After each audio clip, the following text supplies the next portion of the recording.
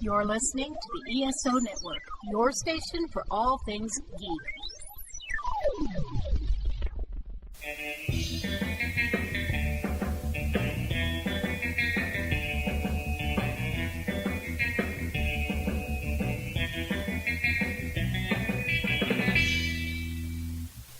Hey guys, it's Nick. Welcome to a new episode. We have finally gotten to Public Defender Month, and it's going to be fun and full of neat stuff.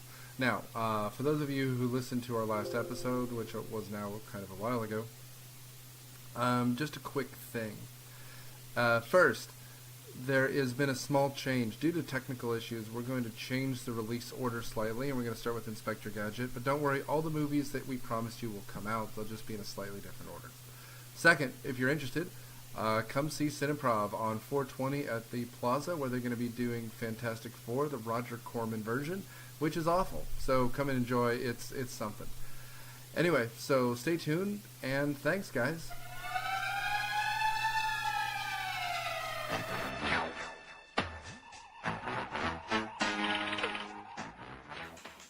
Greetings, Starfighters. It's Sean from the Rusted Robot Podcast. Join me and the Rusty crew as we break down the latest geeky movie trailers, talk about TV, comics, toys, games, casting news, and all things nerdy. Find us on all your favorite podcast apps, the ESO Network, and at therustedrobot.podbean.com. The Rusted Robot Podcast, your source for geek since 2014. The Rusted Robot Podcast. Think about it.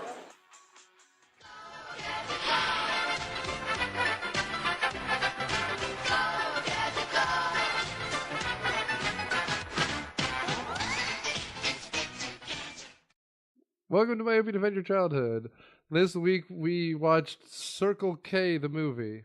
I'm Nick Hoffman, host of My Open Defend Your Childhood, and helping talk about Inspector Gadget, we have...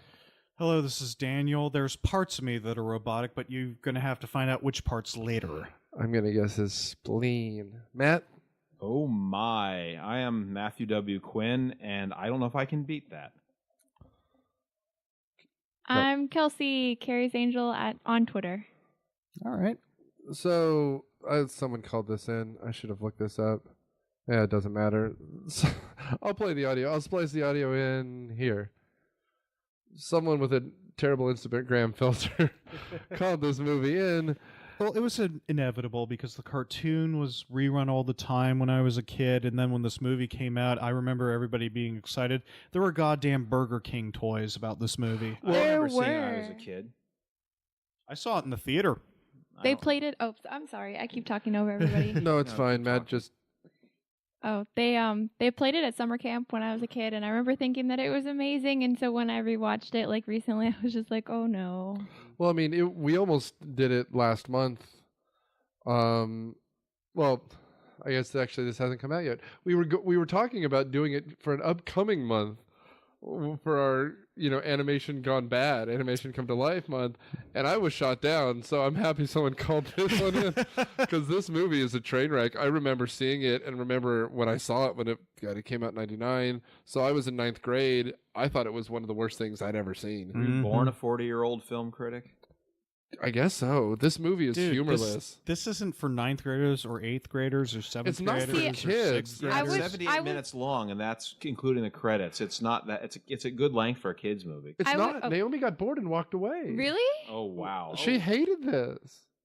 It's not fun. Like there's no joke. Also, if you want to make it a kids movie, it should be set up like an Inspector Gadget episode. Which, if you haven't seen, the main character of Inspector Gadget is Penny. Yeah. So if it's a kids movie, you let her be the star because then there's a character the kids relate to. Especially considering they still had Penny and it was still, she was still a kid at the time. Dawn from Buffy played Penny. Michelle Trachtenberg. Yeah, there you go. Who is a Nickelodeon heroine. She's the best. Oh, I remember Harriet the Spy and this and oh god, she was the girl in the cast on Pete and Pete. Oh yeah. Little Pete's best friend. And her dad was Iggy Pop, was he not? He was. I mean, and she's a talented actor. I mean, again, she holds down her own movie in Harriet the Spy. Let her do anything. She's barely this. It's 78, apparently. Well, as Buffy fans would say, maybe not anything. Was it her? Oh yes, it is. I know it's her, but I thought it was also isn't it also the girl from How I Met Your Mother? What's her name? And American Pie. Allison Hannigan. Allison Hannigan.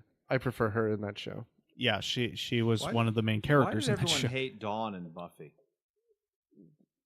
I mean, I haven't watched enough Buffy, but I'm going to guess annoying, poorly written character. That's the reason you hate any Because character. she was randomly introduced to be this humongous part of the story, and she really wasn't. And the entire time she was in the story, she just complained and whined about why she wasn't the main character. And when she actually had the point to redeem herself, she didn't. Yeah, everyone Okay. that I know that watched Buffy just said that her character didn't really make sense, and that's why people didn't like it.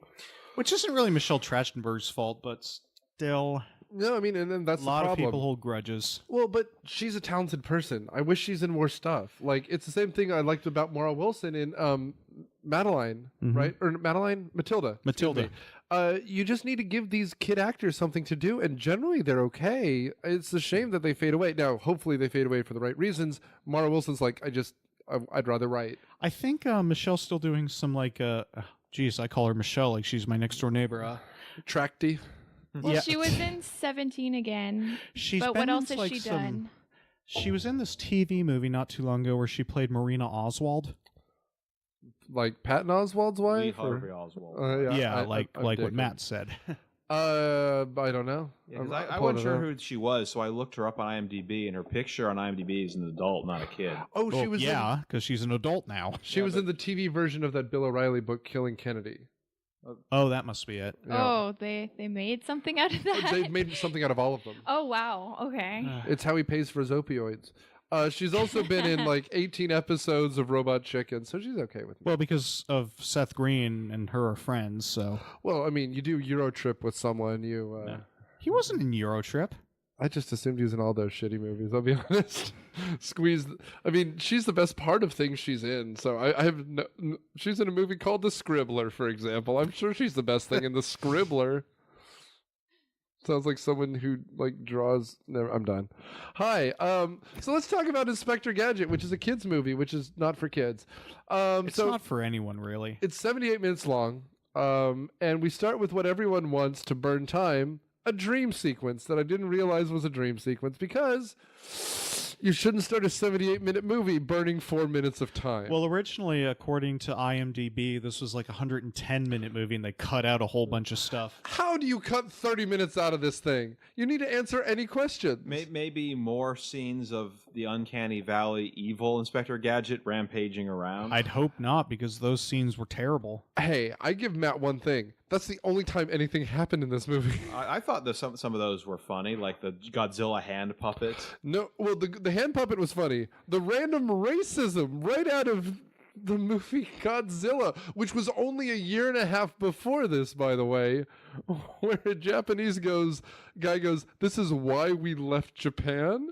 Can I just go ahead and say the bits with Robo Gadget where he's like speaking in that weird, not quite monotone, but kind of stilted voice He the sounds like entire time the vibe like this? I was getting was kind of James Cagney, like a mafia Kind movie. of like a James Cagney figure.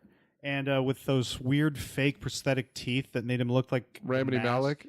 Sorry, Rami Malek, okay. Yeah, and they even touch it. Like, I'm just like you. We could be partners. I just have better teeth. You went full Kennedy there for a second, and I loved it. That We was so could funny. be partners. I just have better teeth. We could invade Cuba. We'll figure it out. And we can invade the Doctor too, and a robot clone. Oh, boy. Oh God! Oh, gross! He makes a satirical about. You realize very quickly that there's like two kinds of robots: ones that help people, and ones you bang. And Yeah. Skolex is like, but what if both? Yeah, he made a robot version of the girl he's been crushing on since high school, who's a vapid cheerleader type. I mean, Well, the robot version is not the Yeah. actual woman. Jolie Fisher. Her name is Brenda. She's also credited as Robo Brenda.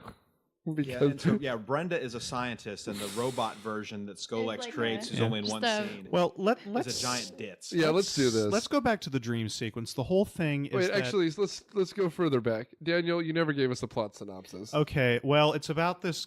It's about this guy who suffers a traumatic accident at the hands of criminals and is reborn in a robot. Oh, fuck, that's RoboCop. Excuse me. Let me start again. Okay, so it's about this inept guy who's got access to a lot of technology, but really he's not doing... Oh, fuck, that's Get Smart. I'm sorry. No. We'll stop for 1 second because Get Smart plays a role later, and they do crucify Inspector Gadget at the end to remind us of the RoboCop imagery that what's-his-name put in RoboCop.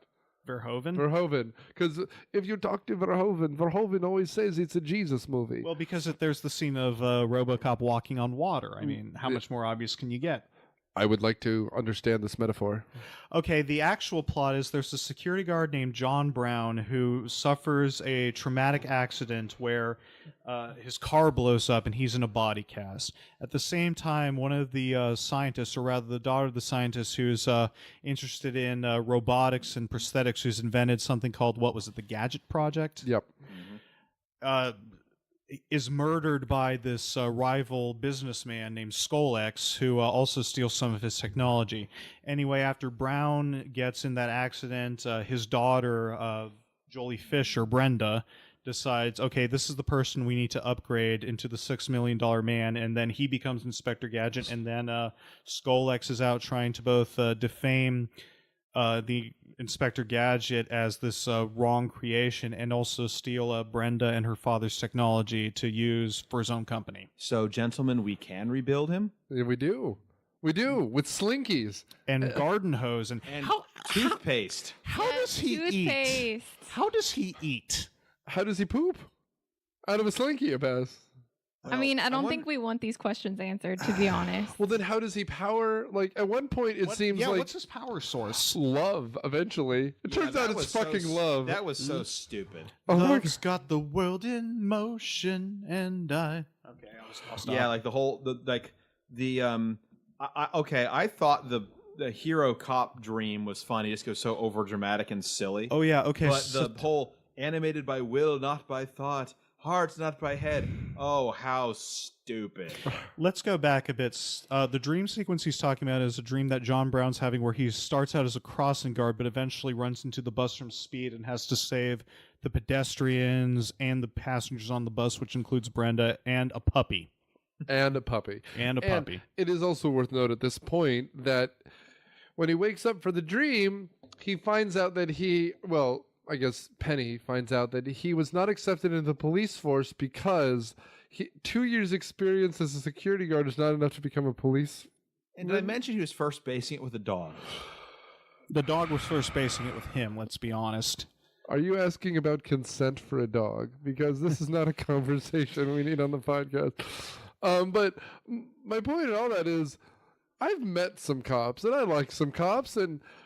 the idea that anyone would be rejected from the police force based on their resume, you're off to a shitty start, movie. I don't need to see how Inspector Gadget becomes Inspector Gadget, let alone the fact that he had a really shitty $5.15 an hour job in 1997. Now, did the cartoon ever explain how he became? No! There's no origin for Dr. Claw or Inspector Gadget. Okay. I mean, I love. Oh, by the way, Skolex is Dr. Claw. No, shut your face. Okay. I love the idea that a Saturday morning cartoon has an emergency surgery sequence where, after a small thermonuclear blast, a man needs to be reassembled with fucking slinkies. After a Yahoo sign falls on him. Oh my god! A Yahoo thing. For 78 minutes long, this has more product placement than a bad Bond movie. Yeah, we've got Yahoo, we've got Skittles. What else do we got? There's a surge dispenser in the goddamn car. Oh yeah, that's. I mean, how 90s. I was craving an ice cold surge, but then it has done its work. I mean, exactly. For a movie for children, they're like, what if we gave them all the sugar? Hey, Mom, can I get us some Skittles? So this is obviously just as good a movie as Blade Runner in the fact that it's referencing a bunch of failed products that everybody thought would be popular. Well, and the way that, I guess, was it Skyfall made me want to drink substantially. I just chose better than Heineken. All right. Heineken, fuck that shit. Pabst Blue Ribbon. Oh, gross. I couldn't resist. You could. You in fact should have. I will never resist a moment to quote Blue Velvet. Good. fucking A. So at this point, I mean, essentially, he's on the job with Aunt May from Spider-Man. Oh yeah, that's right. And Billy Madison's grandmother. And speaking of Blue Velvet, her name is Frances May. Frances May, exactly. Bay, Frances Bay. She's Aunt May, and her name is Frances Bay. There you go. And went meta there. yeah, and it just happens to be the day that Skull X, who becomes Dr. Claw, who's played by Rupert Everett, decides to steal the gadget foot. Now, every time I think of Rupert Everett, and this was so weird for me to see him, I think of him as the Oscar Wilde British type, where the entire time he's talking like this because he's just so much more superior than everyone around him. Like in Dunstan Checks In, right? Right. And you're thinking of specifically The Importance of Being Earnest, which is in 93. Yeah. Well, it was him and, Colin... Farrell. Not Colin Farrell, the guy who won the Oscar for The King's Speech. Oh, Colin Fat Guy. Oh God, yes, it's I'll look in a second. Give me 2 seconds. I'll give this movie some credit. Rupert Everett is truly having a lot of fun. Oh, he knows the movies he's in. Matthew Broderick is at his normal lukewarm level. Ooh. He does have a bukkake scene later on, which we'll get to. I'll give you credit, Nick. You do the voice pretty well. Matthew Broderick. Go. You mean I can't say go to justice? No, you have to say go Gadget. It's what my father, who died in a fiery explosion when he was trying to save your life, you fuckhead. Oh, I mean, yeah, go Gadget erection. I have, whatever. That happens after the credits. Even though he doesn't need to use that phrase for everything anyway. Nothing matters. This movie is literally a huge nothing matters. Oh, and by the way, this comes out in the... Yeah, this is what you're talking about, right? Oh yeah, with Reese Witherspoon in it and Colin Firth. Colin Firth. That happens after Inspector Gadget because because one person made it out of this movie alive.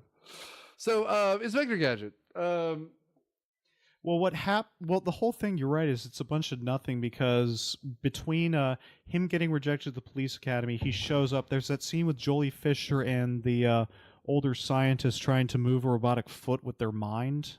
Oh. Renee Auberjonois, the guy who plays Odo in Star Trek Voyager. Yes, thank you. Okay. Hey, I'm gaining some Star Trekkiness. I haven't watched most of it, and now I'm getting into it, and I'm like, hey, it's Odo. I'll take your word for it. Okay. So... Well, there's that scene with the robotic foot, which, Kelsey, I think you had something to say about that? Nothing? Not on that scene. No, okay. So, well, effectively from here, we're introduced to the rest of the cast of characters. After the robbery, the foot is kind of stolen, but they don't steal the chip, which is necessary to make it work. Right. It turns out that right before he dies, Odo realizes that if you think happy thoughts and wiggle your toesies, the foot responds because... Okay, children, what we need you to do and to make this foot move is to clap and believe in fairies. Because Disney also owns Peter Pan. That was literally going to be my joke. That if you hope hard enough... Do you click the artificial feet together 3 times and say there's no place like Cleveland?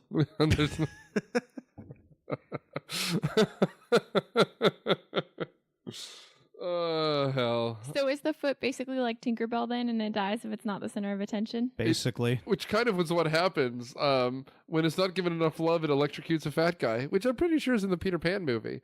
And then they do a racial dance about Native Americans. So, at the hospital, after the dad dies, they decide to, well... We've kind of already explained the scene, but there's that huge robbery that Skolex and his minions perform, one of whom is Andy Dick, by the way. Andy Dick is... So, he was in like everything during the 90s. For a while, yeah. Well, and he, in many ways, represents what's terrible about this movie. He's a comedian who's so coked out that eventually, I guess, he pisses off the wrong person and is just fired because we don't have any end to his character. Yeah.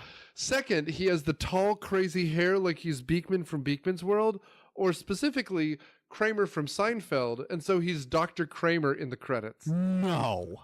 Really? I was wondering if that's what they were going for, because they refer to him as Kramer repeatedly in the movie. Oh. And so when he steps on his own words, he enters all flailingly. It's not Andy Dick coked out, although you could argue with Robo Gadget, someone brought coke to set.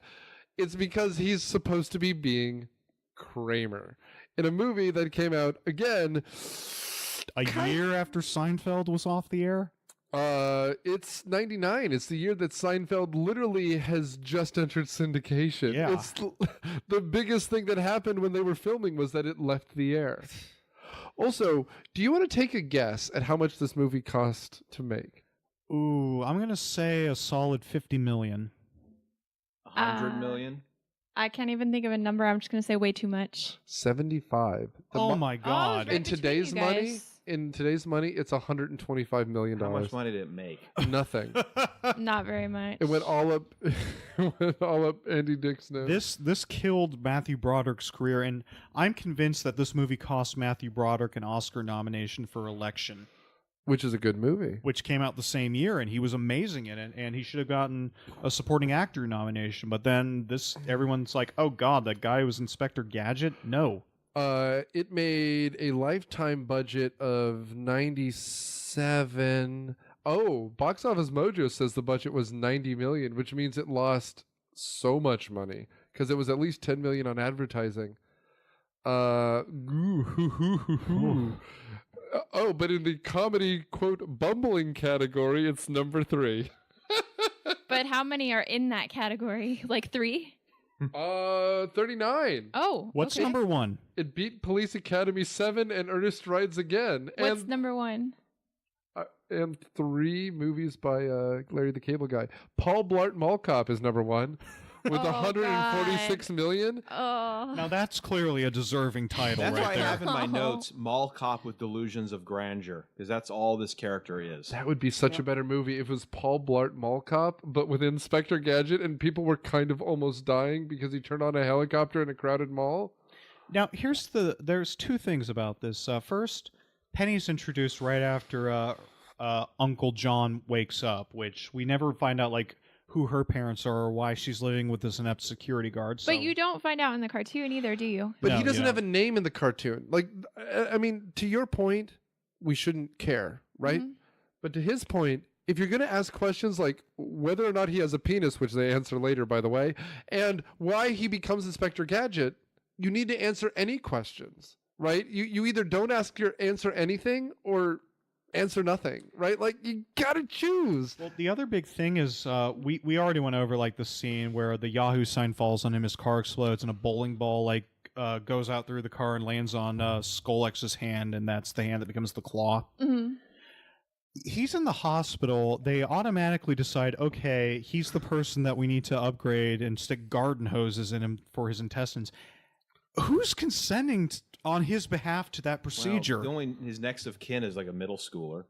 Which means she wouldn't legally be able to do that. I mean, they probably just figured like between dying or being able to live as this guy, As he Darth would want to Vader. live. This is why you should never work for Amazon, because if you die, they'll turn you into one of their drones. Well, at least RoboCop answered that, because apparently part of the employment contract with the police is that, hey, if you die in the field, then this mega corporation gets the rights to your body to do whatever they want with it. I mean, So- that is much better. Yeah, well, it's an explanation, which this film's like, you're just going to take a random guy who already flunked out of the police academy and turn him into a cyborg? That's a little deep for a kid's movie, The it's a publicity stunt by the mayor, who no one apparently seems to like. Like, I thought the police chief was funny because he knows how just ridiculous this whole situation is. Well, the line in RoboCop, by the way, to explain that was, well, he signed the papers. He's legally dead. We can do whatever we want. Yeah, I mean, we can get into these people. The mayor is played by Sherry O'Terry because I guess I miss Sherry O'Terry.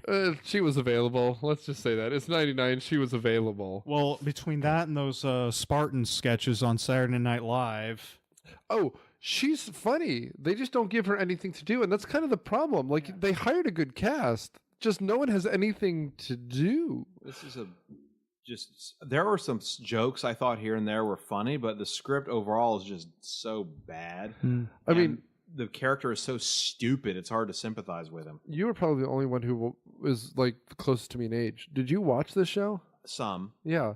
I would say the Chief Quimby Dabney Coleman, might be the best casting because he looks exactly like the Chief. He doesn't wear the suspenders, but otherwise he's No, right there. But he never comes out of a flower pot.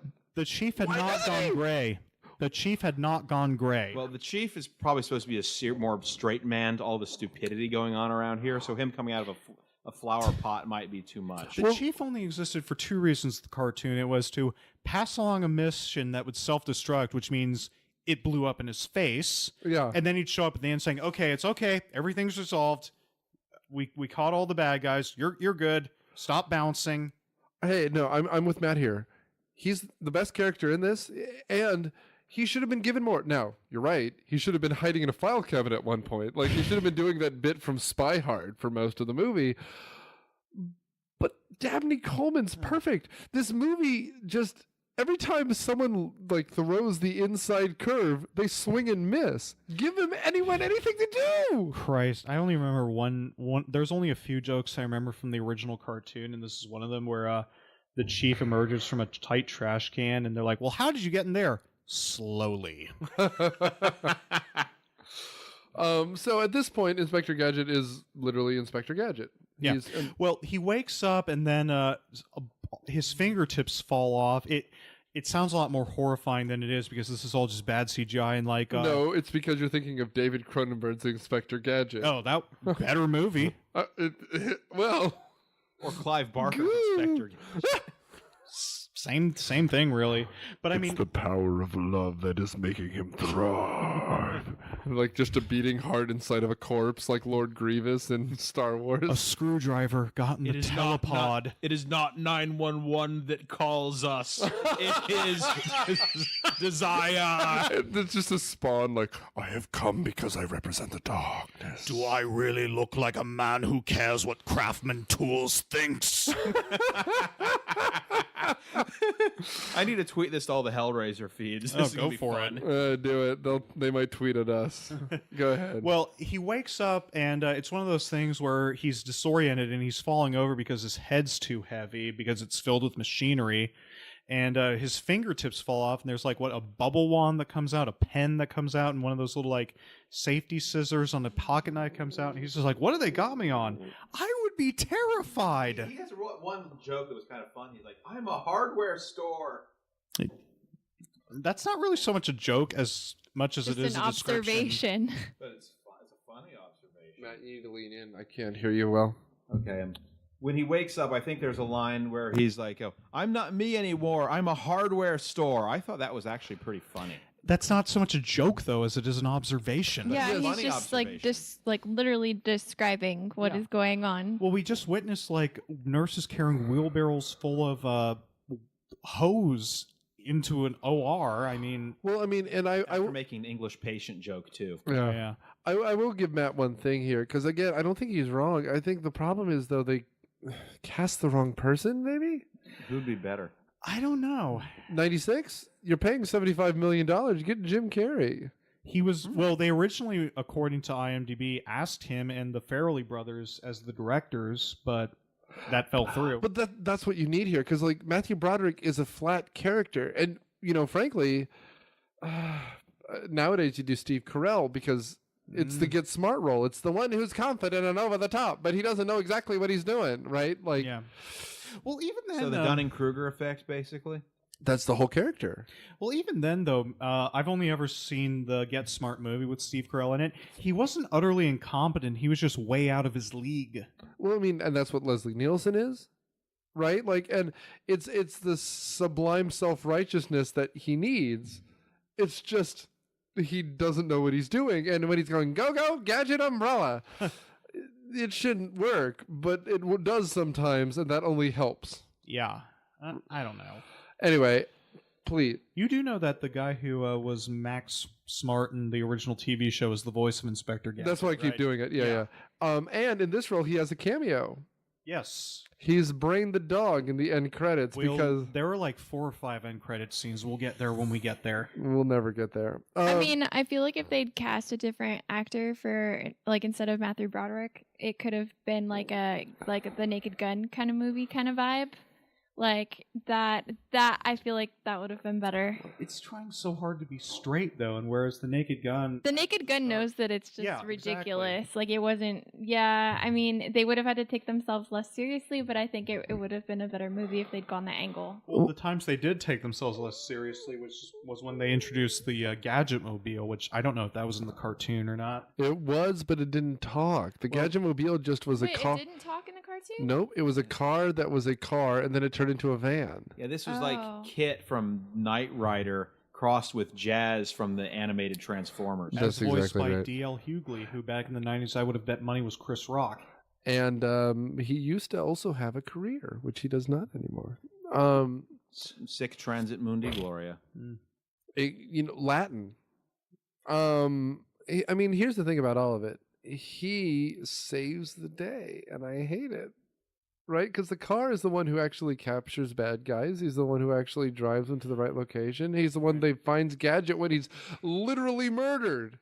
Well, there's this and brought back by the power of true love. Before we get there, power of love. There's a couple scenes before then where there's a training montage where there's that like 4-foot-tall manual that they try and make him read, and he reads like 3 pages. And then there's the I believe this is the bukkake scene that you're talking about. So there's the guru first. Visualize the balls. Where Babu from Seinfeld, again, plays the most stereotypical cartoon of a guru until Michael Myers ruins it for everyone. And using the power of visual metaphors, you're supposed to picture the balls in front of you and you're supposed to pick the marbles off the floor. And then using his robo hands, he gives the guy a ball squeeze that sends him to the hospital and raises his voice an octave because this is a 1970s porno parody. I don't have an answer for this. Here's the other thing. In that scene, he doesn't say go Gadget arms, does he? No, he goes go Gadget vasectomy and fixes a problem. All right, good point. But I mean, it's really like he goes, turn your head around like it is a piece of asparagus. Like it's no. He goes go for these blue balls, and you're just like, oh, wait a minute, I see what's coming. It's the Mel Brooks form of comedy. You see the banana peel, and the guy's walking towards the banana peel, and he slips and then accidentally grabs the man in the balls. Yeah. Which I think is what he said.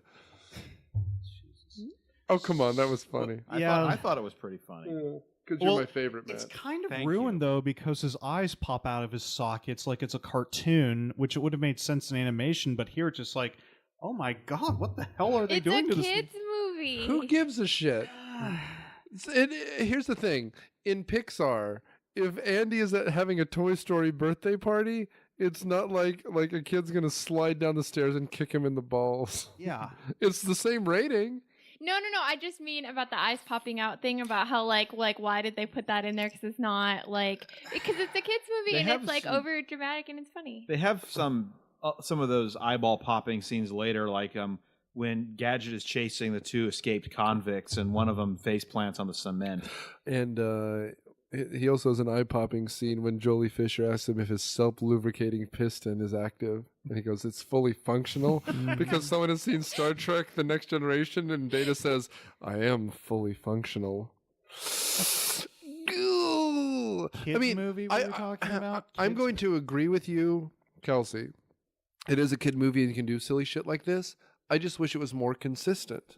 You know what I mean? Like, if it's a world where someone's eyes pop out, you can't then have someone being crushed to death and ending up in the hospital. But see, okay, so when I first saw this, I was 10, and I just thought the eye-popping thing was, hilarious, because you don't question it, you know what I mean? Looking back at it now, it's just kind of like, oh yeah, it's, you know what I mean? That doesn't make sense in that world, but kids aren't gonna, look at it that deeply. But you can make better crap for kids. I will say, there are parts of this that are more kid-oriented, but there's also stuff that's just not for kids. When you're a kid, you don't care if the guy hooks up with the girl.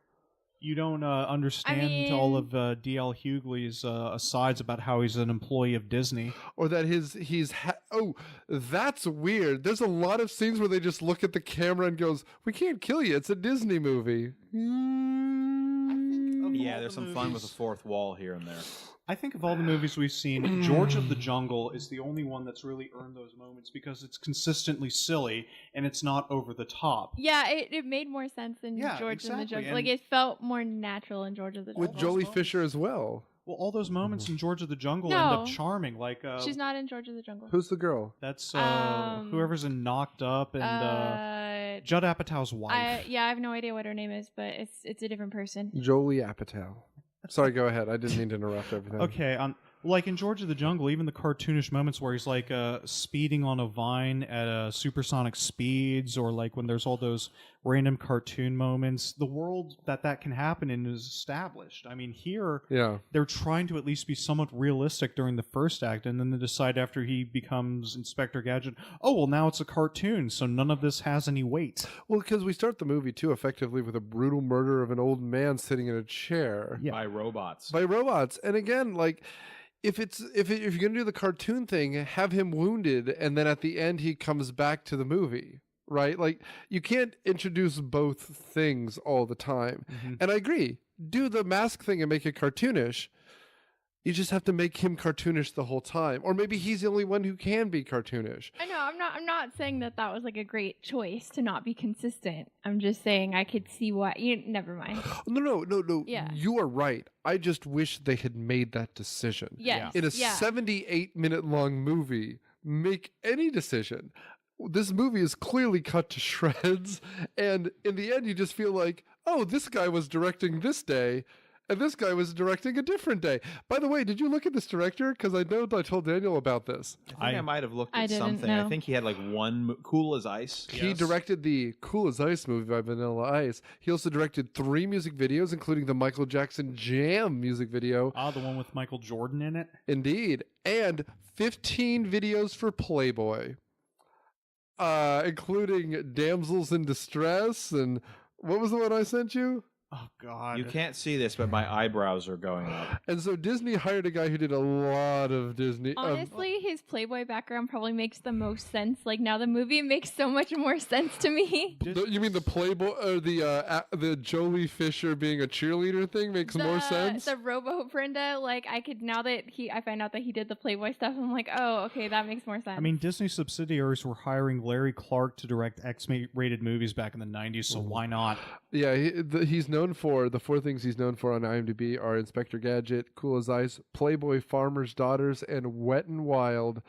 And the thing he directed the same year, the same year, is a David Gray music video. The thing that he did right before they hired him to do this was Playboy's 21 Centerfold Collection.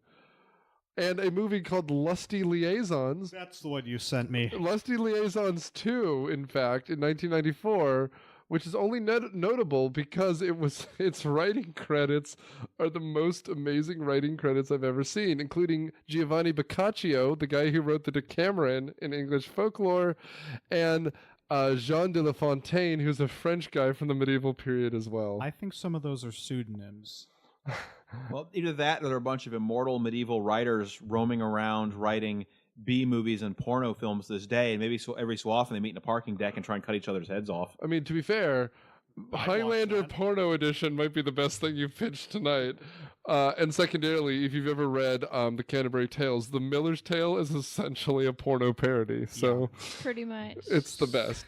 It's kind of the best. So anyway, after Gadget is properly trained, he goes out to try and catch some criminals, and initially he meets these 2 convicts who've escaped prison and helps them unlock a car for them to steal. Yeah. Because he's stupid. Yeah. And effectively at this point he's just saving cats from trees, and so he thinks he's going to solve a real crime. The chief has assigned him to do because he doesn't think that he's a real cop, which he's not. He got rejected from the police academy. He's a publicity stunt. And ultimately D.L. Hughley, the Gadget Mobile, is that? Yes, I believe. Yep. Catches the villains. They go to prison, and he starts to get some respect. Sigh. Yeah, some respect being coverage in the local paper for saving cats from trees and being a crossing guard. Meanwhile, Skolex is What is Skolex doing? Well, he's trying to get the foot to work. It doesn't really work. He tries to build a robotic man, eventually to presumably have sex with, because he makes Robo Brenda. And none of it's working, nothing's working. And then he realizes that there's something missing, and it's the chip. So he starts to flirt with Jolie Fisher. And after saving his 12th cat in the tree, he punches his punch card and he gets a gala, because I guess that's what happens eventually. They want to show him off to the media. Yeah, I mean, when you're a publicity stunt, like stuff like that happens. Well, it's like the scene in Batman and Robin where they show for that charity auction. I mean, and that's what it is. And eventually Poison Ivy shows up, and that has to be a better movie than this, right? I don't know. This is a good question. But talk about a Sophie's trolley choice. problem. Which movie is worse, this or Batman and Robin? I mean, it's a close one. We all die in that scenario. I'll be the three people on the one train track when the three of us can figure it out. I mean, anyway, so effectively, Mr. Freeze's gang shows up. They steal the jewels, and Poison Ivy gets away. Well, And by steal the jewels, you mean Skolex hires Brenda? Well, and she's stone cold flirting. I mean, Inspector Gadget shows up, and Penny's like, I guess I'm in this movie for a second. Use protection. Will there be any attractive female doctors at this? She practically gives her uncle a sex talk. Yeah. If you're gonna be late, hang a sock on the knob. 10 in this movie. She's older than that. She's like 13. She knows what's happening. Go Gadget of her own. Dude. It's written. They're looking for him later, saying, if only you loved him. And she's like, I guess I do love your uncle. She's trying to get him laid. Can you imagine how sad you have to be as a niece to try to get your uncle laid? Go Gadget, indeed. Yeah. So Go Gadget dating app. Go Gadget drinking problem. Go Gadget swipe left. So at this point, we have the crowded scene. Rupert Everett reminds us that he used to be fat. Yeah, because apparently he and Dr. Bradford went to school together, and he was fat, and now he's gotten a lot skinnier and a lot richer. And now he's Rupert Everett. He's the poor man's Kyle MacLachlan. But will his eyes turn blue, and will he make it rain? I sure hope so. Oh my goodness! What are you talking? Dune. Oh. Dune. Yeah, I mean, I keep forgetting he was in that. I keep forgetting Dune, but Kyle MacLachlan's a sexy motherfucker, so we're fine. Did I ever tell you the story about when I was like 5 feet away from him? Did he smell amazing? Yes. I mean, he joined the jihad. What happened? It was at the Peabody Awards in 2012. He was there as part of Portlandia, and he was talking to these two old ladies, and I was one of the student judges, so I got to go, and I'm like, I'll get to walk right past Kyle MacLachlan. I can't interrupt his conversation, though, otherwise I feel like a dick, but... Oh, Mr. MacLachlan. I don't know. He's a gorgeous man. I don't know what to tell you. But anyway, Rupert Everett is here going, I'm fat. And then he puffs out his cheeks and he's like, no, I'm not fat, ladies. And so he offers her a job. But yeah, please. His main office, they show that at one scene after his accident, and there's that, what is it, that scoreboard sort of thing that's like demonstrating and like calculating. The national debt clock in New York will make his net worth. Yeah, it's his net worth. Yeah. And and in front of it is like the fake. Well, it's literally the same thing. So some Thai kid at this time, maybe Taiwanese kid figured out how to the equations. Like he built a program in 1999 on how to make a Time magazine cover. It's the same one that Trump had in Mar-a-Lago. But they use that in The Big Lebowski. They use it here to make it look like a fake Time cover. It's just a big fat dude that's on the front cover of Time magazine to say, like, I'm a big fat dude who's a billionaire.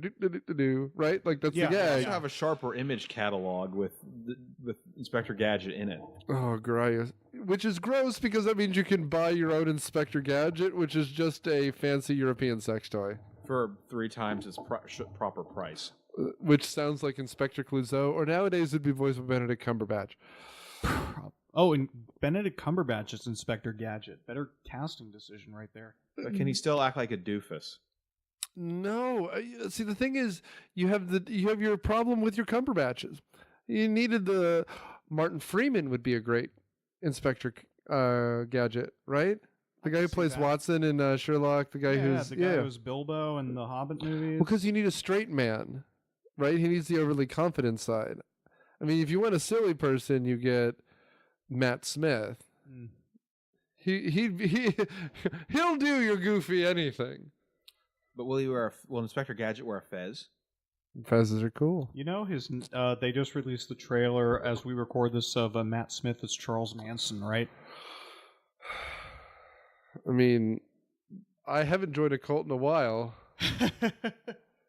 And I could always start one. I mean, I'll have to vet you. There's a long line. I'm tall. I can sell things.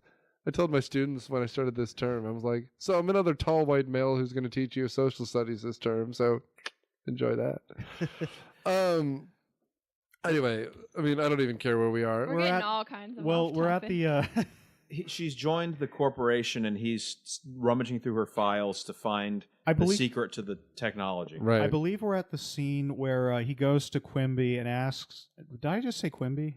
Yeah, that's his name, Chief Quimby. Oh, I was thinking Mayor Quimby just then. Or no, you're not really a cop. You're a publicity stunt. It's that scene where he's like asking to be put on the murder case, and then Quimby says no because you're not really a cop. And at the same time, Robo Gadget gets activated. Right. So Andy Dick has this crisis of confidence in a scene that's literally out of Frankenstein. He's like, "I've made it like you decided. I can't. I don't know why I made him Woody Allen. I just have to go." So I made you this robot, and he admits to killing what's his name, Phil Hartman too, doesn't he? Andy Dick can rot in fucking hell. I hate Andy Dick. Does anybody like Andy Dick anymore? I mean, Disney apparently did in '99 after he admitted to killing Phil Hartman. So Disney can kill Phil Hartman. He claims it. He gave his wife the cocaine. Wait, what? Yeah, I've never heard about this. Yeah, he admits to having the parties with the wife and giving her the cocaine that led to the death of Phil Hartman. Oh, fuck you, Andy Dick. Yeah, no, and this is after. This is after that happened. So Disney's like, no, you're okay with all that. So this is gonna be cut, basically. No, this is staying in. I hate Andy Dick, and I hate them for doing that. Regardless, at the end of the day, Andy Dick is kicked off set for being coked out. Yeah, he disappears or perhaps after licking this. people. Who knows? Well, I mean, he doesn't have an end to his character. Right, he just disappears at one point after saying, "I should have made teachers," and then I think Dr. Claw kills him or something. I mean, like he pushes him in the face, and then the scene ends. There's 40 minutes of this movie that are missing, effectively. Yeah, so we will never know. But yeah, Andy Dick's last scene is he's saying like, "Look, I meant to make teachers. I made this guy. I refused to kill Gadget." Who they capture because Gadget's snooping around in a bad version of Mission Impossible. Well, originally that whole thing comes about where he's actually breaking into the police files and steals that little disc where he's trying to figure out because he sees the word C on it, and he's trying to figure out what that means. And of course, it's SI Scolex Industries, and it takes the car and Penny to get him to figure it out. Yeah, basically. So he goes into Scolex where Brenda's working. He ends up outside of her office, and he does that. And this is the most offensive reference in here, the quotes from The Last of the Mohicans. No. He does. Wherever you go, I'll find you. You stay alive. No matter what happens, I will find you. Yeah, and in what turns out to be a particularly bad year for Disney, apparently this scene is everywhere. Like, this is 1996-ish. Like, no, it was 99. No, this is 99. When they first make this movie, 2 years of development and special... This is a Stan Winston movie as well, by the way. I didn't even notice because it's so loaded with crap CGI. Yeah, we were trying to figure out how this CGI came together, and it's garbage. We were talking about something. Oh, Last of the Mohicans. They start referencing movies that they lost Academy Awards to. And at this point, Robo Gadget is taking over the city. Yeah, he's rampage. For some reason, they build an evil Inspector Gadget who proceeds to rampage around, engaging in petty cruelty, like trashing people's cars and setting a man's beard on fire, and scaring children who ask for his autograph. And at one point doing roaring dramatically, doing hand puppets, make like he's Godzilla. Yeah, and then a guy runs away from him screaming, "This is why I left Tokyo," which I think I screwed up before, but I'm looking at my Later, Robo Gadget rips off the T-1000 from Terminator 2. But with the hooks. Yeah, with the hooks. We should get there soon because, I mean... This podcast might be longer than the movie by the time we're done. We're already at almost 50 minutes. The movie is 26 minutes longer than this. How many more jokes we make? This opened a week before The Sixth Sense, which is also a Disney movie. Oh, yeah. I See Dead cartoons. Yeah, and 2 weeks after, about a month after Tarzan, which is the last positively reviewed animated Disney movie of the Disney Renaissance. I'm just looking. They also bought Princess Mononoke and Bicentennial Man, Toy Story, and My Favorite Martian this year. Oh, not My Favorite Martian. A lot of swings and misses. that Although movie Toy was Story so 2 bad. and Mononoke's okay. Oh, Mononoke's great, but Disney ruined the release. Yeah. Well, they barely released it in the U.S. Doug's first movie, Ooh. which is forgettable. Hey, did Doug ever have a second movie? No. Nope. Well, then you fucked up, Disney. They opened a park called Asia, according to this website. Sorry, I'm on the Disney fandom website. Well, so anyway, at this point, Robo Gadget's on the loose, and actually, they find Skolex finds Inspector Gadget, the real one, sneaking around the headquarters, and he steals the chip that's powering him or whatever and crushes it. Yeah. And then so he shuts down. And they literally throw him in a dumpster. And then the dumpster ends up in a trash heap, and in the trash heap ends up on somewhere in like Long Island. Yeah. And so Penny and Dr. Bradford go find him, and there's a lot of crying, and Dr. Bradford kisses him, and he somehow comes back to life, because remember that thing in the beginning where love makes the footwork? It's Yes. back. Okay, now we're skipping over a major scene before this that we've been alluding to all night, and that's the scene where Brenda meets Robo Brenda, which is how she comes to believe that Skolex is evil. Because she couldn't possibly believe, looking at Rupert Everett, that looking like the poor man's Kyle MacLachlan, he's evil in any possible way. And then all of a sudden he's like, how could this man prove to be evil? Oh, what if he made a sex robot based on my image? That has about 1/4 of her intelligence. Oh, I mean, to add insult to insult. that's not even what does it. What does it is the fact that she references the robotic foot that he stole. That he has a foot fetish that she's not comfortable with. If you're going to make a sex robot, make it have all the same sex fetishes as you. Now, this is the most obscure joke in the movie, too, when they all go outside on that balcony. Did you catch this, Nick? Give me the joke. Well, Robo Brenda's singing a Talking Heads song as she Yes. steps out. She sure is. Which, why? Because I hate the feeling that for a movie that's only 78 minutes long, the script must have been 30 pages. Because they were just like, go for it. Because half of Andy Dick's lines feel improv, not that he can read. But like the rest of them are just kind of stringing it along. Because all Matthew Broderick does is, but I wanted to be a hero and you're making me this kind of vacuum cleaner. Or whatever he says. Because he doesn't matter in this movie. For a movie called Inspector Gadget, again, make it about Penny and a goddamn talking dog.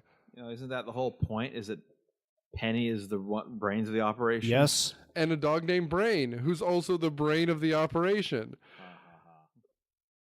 I didn't write it. No, she's singing not an obscure song, but a pop song that no child would remember. Yeah. Well, hopefully David Byrne got a paycheck.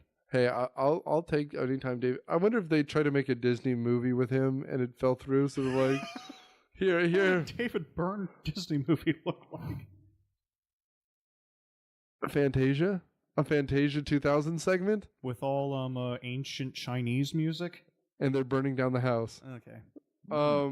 Anyway, Well, that's what they somehow Robo Gadget managed to do. There's a wide shot of the city, and the whole city is burning. Yeah. but is it? You're right. That's the establishing shot. The next day, everything is fine, which bothered me to no Especially end. as this city probably isn't that big. It seems if the front page news is Inspector Gadget pulls a cat out of a tree. This is supposed to be It's like San what- Francisco, isn't it? Milwaukee or something. Here's the thing. I don't know, because on where Gadget lives seems to be like a small idyllic Cape Cod community, and then across the bay is Manhattan. And you know what I mean?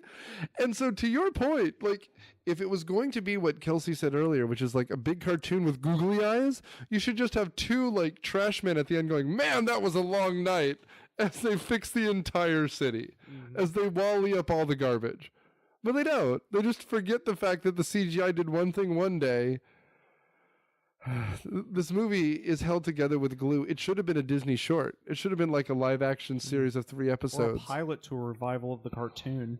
But Matthew Broderick said no. So anyway, I'm just going to move this along for everyone's sake. Finish him.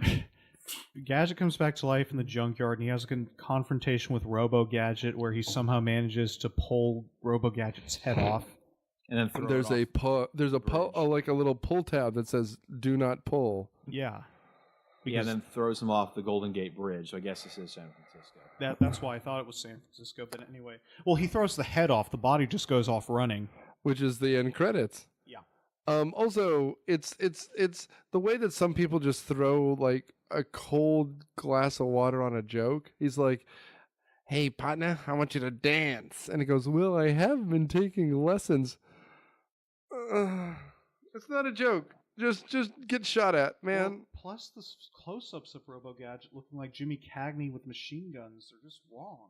Also, who gives a shit if you got shot? Yeah. You resurrected yourself because a girl kissed you. Man, like, if you're not leading this movie with an erection, you know that bullets aren't going to hurt you. Who cares? You got your heart literally torn out of you, and you resurrected yourself because someone first based with your cheek. In front of your niece, which now is apparently a thing for him. He can't get away from it. Oh my. So what does it matter if someone shoots you full of lead or drops you off a skyscraper? Also, Robo Gadget seems to have a lot more tools teeth that would be useful for that role. I mean... An atomic weapon? Why not? I mean, that was kind of the thing with Ed 209 and RoboCop. They actually had weapons. They did. Well, I think Inspector Gadget was the prototype, and Evil Inspector Gadget was the war model because he wanted to sell them to all the armies of the world. Okay. Can you imagine an army of Matthew products? Can you imagine anything more annoying and like? I imagine that'd be a very short army. It grew 17% larger. Godzilla. Does it also kill Irish tourists with his car, or make Springtime for Hitler? Matthew Broderick committed vehicular homicide in Ireland. That's a real story. Yes. That's a real thing.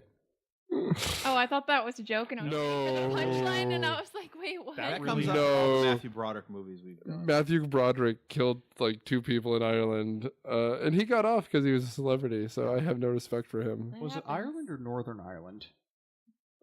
Metric system, I don't know. I thought it was Ireland proper, but I could be wrong about that. No, I mean, I know the incident you're talking about, and yeah, that is what happened. And now every day his wife, Jessica Parker, just sucks the life... Sarah Jessica Parker just sucks the life out of him, his youth. He doesn't... I mean, he's an actor on Broadway. He's a theater actor. Like, that's where he makes his money. Clearly not here. Although, I don't know where the $75 million went. Maybe between, like, Andy Dick's toes.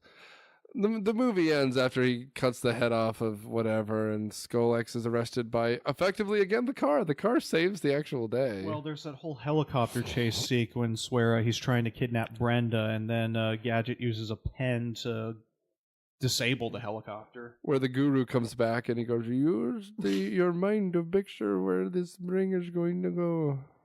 And meanwhile, Brenda tries to burn him by saying, I liked you better fat. And so Rupert Everett makes this epic speech like, wheel in the waffles!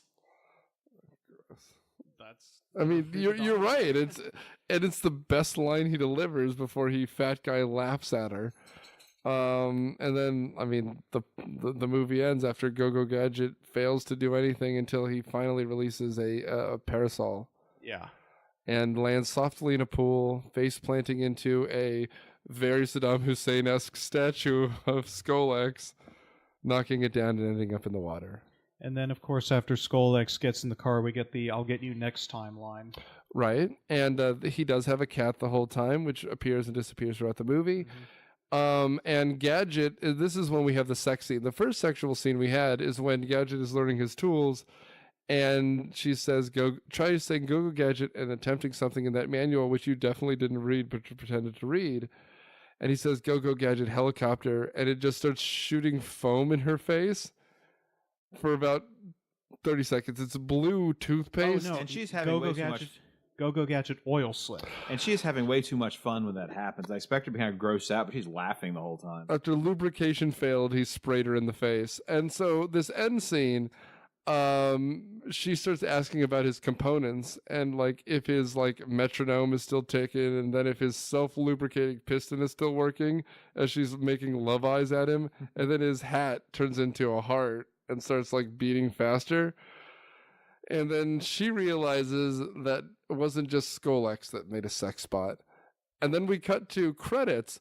But at this point, the movie is only 71 minutes long. So there's 4 cutscenes after the credits start. Okay, I didn't actually get that far. I stopped after one of them because it's like, okay, I'm done. So we have Gadget's headless Robo Gadget running around. We have the like the minion scene, which is the best scene in the movie. Can we go over that real quick? Please. Okay, so it's Sykes, who was one of Dr. Claus Skolex's minions. Who we didn't give credit for, but might be the best actor, the best character in this movie. Well, the whole thing earlier is that he was convinced to turn away from evil by Penny. Yeah. After she catches him trying to flush the robot foot down a toilet. I didn't write this damn thing, but he's in front of a support group for former minions, and he's like introducing himself. Hi, my name is Sykes. And then it cuts to the audience, and who all's there? It's Jaws. Yeah. It's Knick-Knack. Yeah. It's Oddjob. It's Kato from Green Hornet. It is. Igor. It is. I mean, and it's an amazing scene. And we could go down the list, but Richard Kiel, who is Jaws, is listed in the credits as famous guy with silver teeth, and Richard Lee Sung, who is literally Oddjob, is listed as famous villain with a deadly hat. No, wait. That was seriously the real Oddjob? It was. Oh my god. That's the best. I have no idea who any of those characters are. They're big Bond characters. James Bond heavies. Yeah, Yeah, no, and I mean, Richard Kiel is Jaws. He's also the big guy from Happy Gilmore who has the... I haven't seen it. No. The nail comes out next week. Yeah. Nope. And Mr. T's in that scene as well. That was the actual Mr. T? It's literally Mr. T because he had nothing else to do. Oh my god. Was B.A. Baracus a minion? Technically, to Mr. Face, yeah. Head of the A-Team was? Yeah, but the A-Team aren't villain. Oh, never. No, neither is Kato. He's a villain in Rocky 3. No. And Bobby. But anyway, Richard Kiel as Jaws is a big deal. I mean...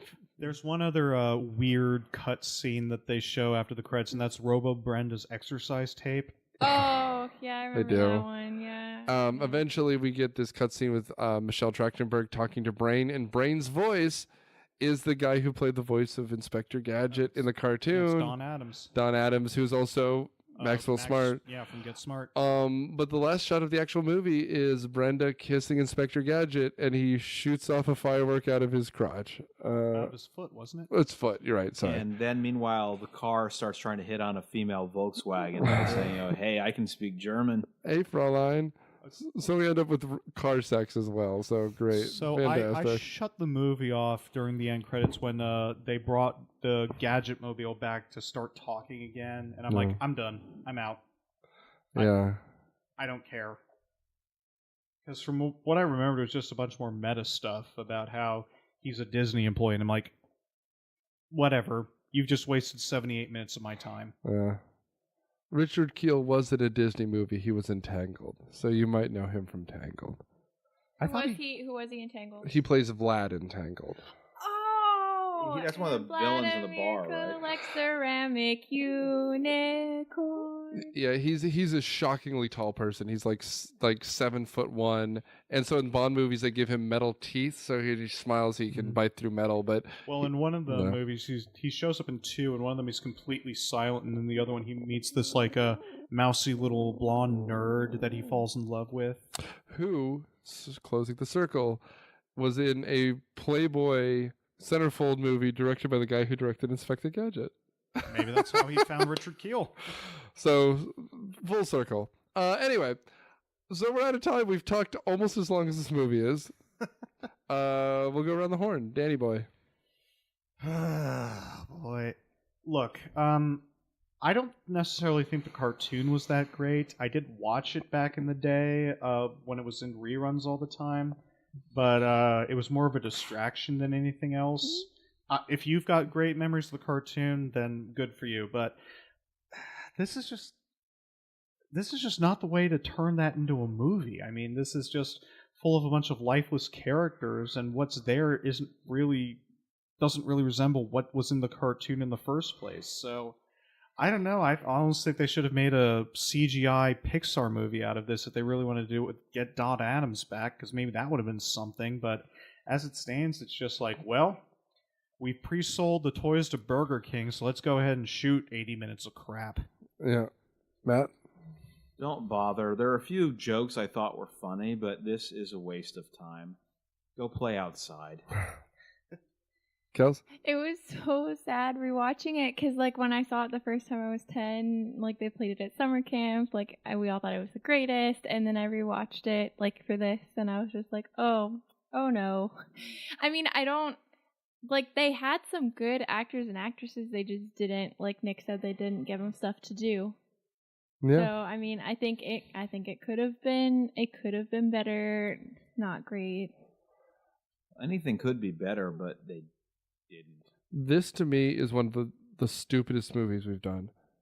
I mean, oh no. No, please. Spawn. I was just gonna say I'm a bit biased. I think Jolie Fisher did great as Brenda. I mean, like, considering what she was probably given, and like, it didn't tank her career. Like, she went on to do other things after this. But other than that, like, I wouldn't really say good things about the film. I rarely blame actors whenever they're in a bad movie, because it's like, okay, they need the work, and that's the script they were given. Yeah, so. definitely. No, I blame Andy Dick in this. But Oh, yeah. Well, that's a different story. I mean, but here's the thing. I don't disagree with you. I say this is a missed opportunity because Inspector Gadget is a ready-made thing. Strong female child lead. Cartoon dog character. Bumbling uncle is fine. And a chief. Why don't we... It's a 78-minute movie. Why does 35 minutes of it his creation story? Who gives a shit? We get Dr. Claw's creation story. Who gives a shit? I mean, to be honest, I was really curious about that, but why? Because I don't know, when you're a kid, you just see that because the claw is really scary in the cartoons, and then it's like how, and so he never does though. So when I saw it as a kid, I was just like, oh, so that's how. So it kind of made him less scary in the cartoons. But like, you could build that into the story. Yeah, no. I mean, like, again, like, just because a 10-year-old thinks it's a good idea does not mean that the producers and directors of a film should go with that. Well, and everything else in the movie is weird. Like, why is there so much on the nose? Like, you should be drinking Surge.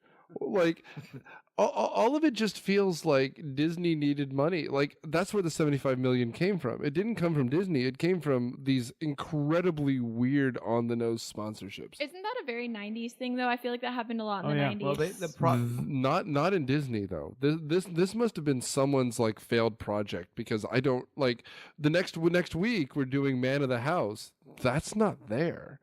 It's almost the exact same year. This is the same year as Mighty Ducks 3. There's not that there. Like, this must have been a disappointment. Like, maybe that's the reshoots that they had to cut.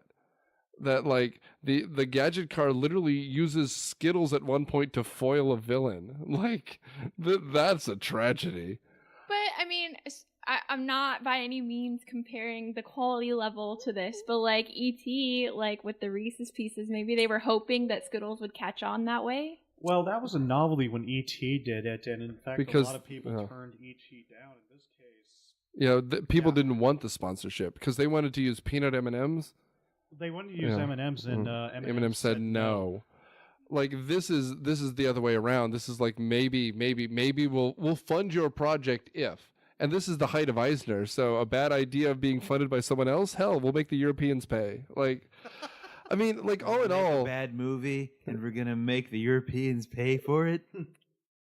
Well done. Yeah. I'm going to throw this out there. This is not the worst movie we've done, but it's up there because it's the most misguided. You have a pre-made movie, and to your point, whoever said it, there are 3 CGI Inspector Gadget movies now on Netflix that have higher reviews on Metacritic than this one.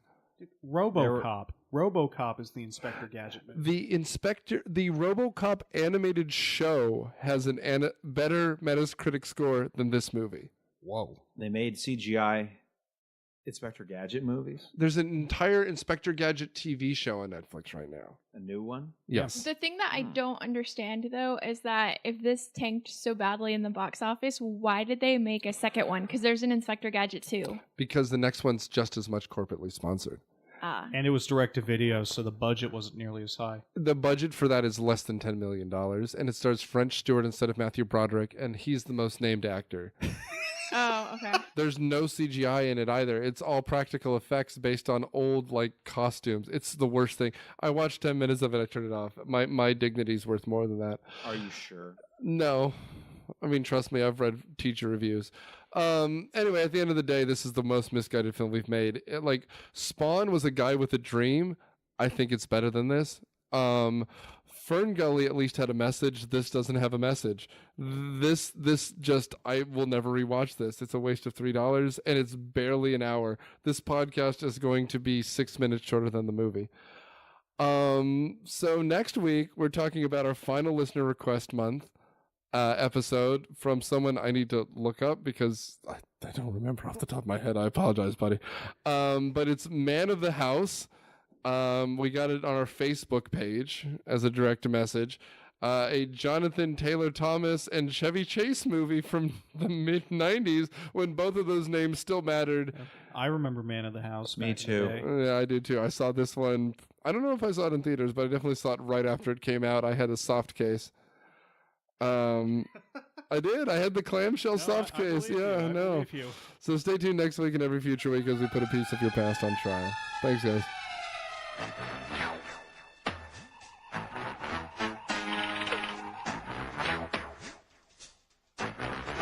Myopia Defend Your Childhood is produced by Do Better Podcasting and a member of the ESO Network. It is hosted by Nick Hoffman, edited by Daniel Fettis and Ann Burns. It is produced by Daniel Fettis, Matthew Quinn, and Ann Burns. Thomas Herman is our consultant. Nick Hoffman is our executive producer. The theme song is Surf Shimmy by Kevin MacLeod. Find it at Incomptech.com. It is licensed under the Creative Commons license. Thanks.